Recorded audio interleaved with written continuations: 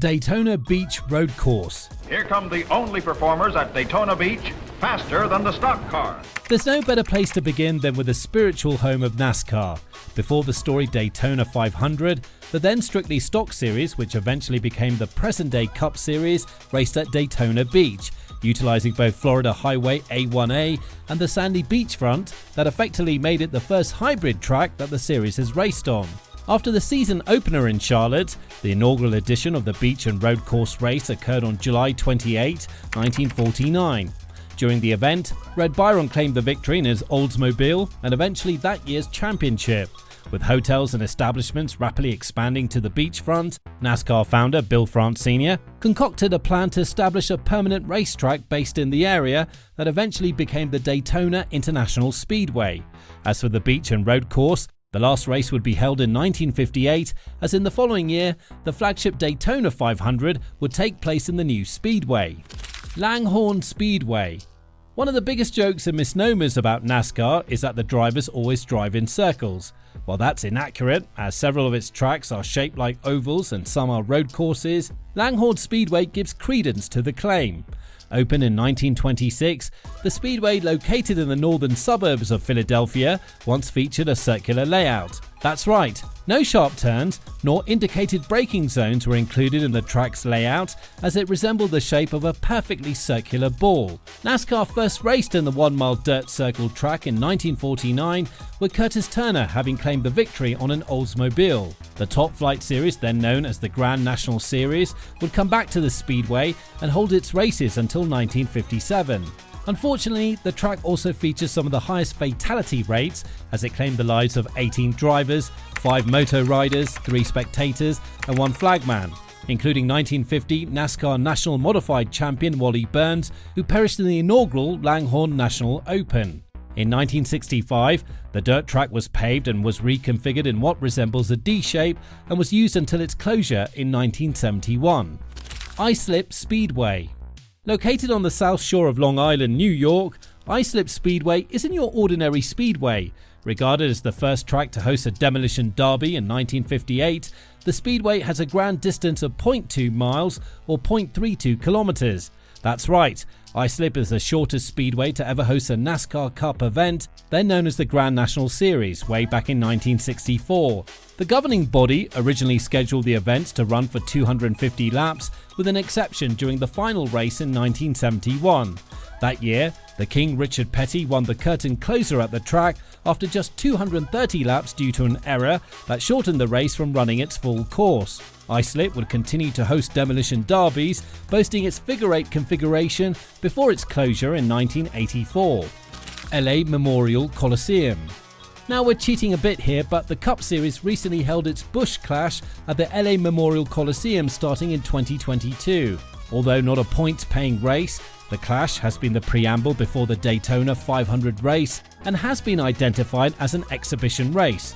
Joey Logano took the victory in the inaugural event, while Martin Truex Jr. and Denny Hamlin won the succeeding editions of the event. Originally intended to honor the veterans of World War I, the Los Angeles Memorial Coliseum was also built as the city of Los Angeles made a bid to host the 2024 Summer Olympics. Unfortunately, the bid was defeated by the city of Paris in France, with the Olympiads hosting. Nevertheless, the Coliseum hosted the 1932 Games and is slated to become the first to have hosted the Olympics thrice when the 2028 rolls around. Unfortunately, the quarter-mile track would have to wait before being added back to the calendar due to the Clash being relocated back to Daytona in 2025. McCormick Field. While races held in tiny spaces aren't a new thing in NASCAR, as it has races in the minuscule Islip Speedway and has even ran its events in football fields such as the LA Memorial Coliseum, one peculiar place will live down the annals of the sport's long history. In 1956, it held its inaugural race at the McCormick Field Raceway in North Carolina. Now, for those who aren't familiar with the Speedway, it was built on the warning tracks of a baseball field. That's right, what used to be the home of the Asheville Tourists and the third oldest field in minor league baseball history was for a brief time converted into a racetrack. The move was done by the owner of the track after the town lost its minor league team. The track measured at a tiny 0.25 miles or 0.4 kilometers, encircling the field's home plate and stretched to the warning track. One memorable event occurred when legend Lee Petty crashed, sending his car into the first base dugout. Fortunately for Asheville, the minor league team would return in 1959, effectively ending NASCAR's stint in the track. Linden Airport. While it's true that NASCAR had raced in venues that were purposefully built for other sports, one of the most unusual settings that the Cup Series has ever run its race was in an airport. While some might recall that IndyCar used to run the Grand Prix of Cleveland at the confines of Burke Lakefront Airport, NASCAR has done it way back in the 1950s, when it did a one-time race at Linden Airport in New Jersey. Built during World War II by General Motors for military aircraft, Linden Airport was the place wherein the famous Hellcat fighter aircraft was produced and developed. In 1954, NASCAR's Grand National Series held a one-off race at the airfield in a road course configuration with a distance of 2 miles. Hall of Famer Buck Baker took pole in the event, while Al Keller won the 50-lap race featuring names such as Joe Eubanks, Herb Thomas and Lee Petty. Chicago Street Course.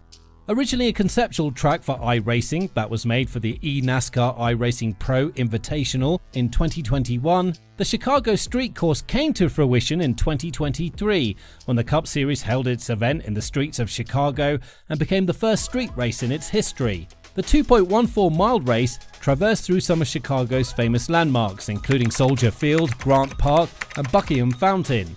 In the 3-year running of the event, road course and supercars legend Shane Van Gisbergen claimed 2 victories in 2023 and 2025, with Alex Bowman winning the rain-shortened version in 2024. Interestingly enough, the Cup Series actually raced in Soldier Field when it was still known as the Grand National Series in a one-off in 1956 that was won by Hall of Famer Fireball Roberts after 200 laps. The football ground would further host racing events until 1970, when the new iteration of Soldier Field was built. Memphis, Arkansas Speedway. One might ask why a track that smack dab in the border of 2 states is included on the list with very little remarkable features. Well, due to its features that will soon be adapted to modern NASCAR tracks, the Memphis, Arkansas Speedway can be classified as a track that was way ahead of its era. Opened in 1954, the 1.5-mile dirt track was and still is the longest dirt oval track that NASCAR has ever raced in its long history. Another feature of the track was its high banking, which was cited by father-son Hall of Fame duo Lee and Richard Petty. The speedway can be found near West Memphis, Arkansas, just west of the city of Memphis in Tennessee. Hall of Famer Junior Johnson claimed pole in the inaugural event in the track's first year, while fellow Hall of Famer Buck Baker took the win. While it's been a regular fixture in the calendar until 1957, the track was running on fumes in terms of funds, as the dirt was reportedly difficult to manage and a repavement option would cost even further. Due to the owner's struggles, the track was closed and was sold in the aforementioned year. Nazareth Speedway. Nazareth Speedway in Pennsylvania traces its roots as a horse racing track way back in the 1850s. It officially became a motor speedway in 1910, mainly as a dirt track. It wasn't until the 1980s, however, that the track would transcend into the NASCAR calendar after Roger Penske purchased a huge chunk of the property in 1986 and was instrumental in paving the outer track. Since then, the track for a time has been a fixture in the Busch Series, now Xfinity Series, and the Truck Series. Its main feature is its sharp turn 1, making the speedway having unorthodox dimensions from conventional ovals. Father and son racing icons Mario and Michael Andretti have been linked with Nazareth as they were locals in the area and established their early racing careers there. NASCAR, kart and IndyCar would race in the speedway until the mid-2000s, before the International Speedway Corporation took over and closed it in 2004. Thunder Special Japan. Yes, you read that correctly. NASCAR once held its races in the racing-crazed nation of Japan from 1996 to 1998. Dubbed as the Thunder Special, the non-points paying races emanated from the land of the rising sun and was held twice at the famous Suzuka circuit in the first 2 years before moving to the twin-ring Motegi in its final year. As many fans know, Suzuka has been revered as one of the best racetracks in the world due to its balance of speed and turns. In 1996, Rusty Wallace came away with the victory in his Penske Ford in a field composed of NASCAR drivers combined with Japanese and Australian racers, as the racing body utilised the east portion of the race for its event. The following year, Mike Skinner took the victory in his Richard Childress Chevrolet after 125 laps. If that sounds like a very long race for you, I mean, F1 only races 53 laps around here. I need to mention that NASCAR only used the shortened version of the figure-8 shaped racetrack. After the S's, the cars turned sharp right onto the start-finish straight. This is the same layout that was featured in the official F1 games from 2017 to 2020. Now, if you enjoyed this deep dive into the weirdest ever tracks NASCAR raced on, I did the same with Formula 1 tracks. And let me tell you, there are even crazier ones included. Go watch that video next. See you soon.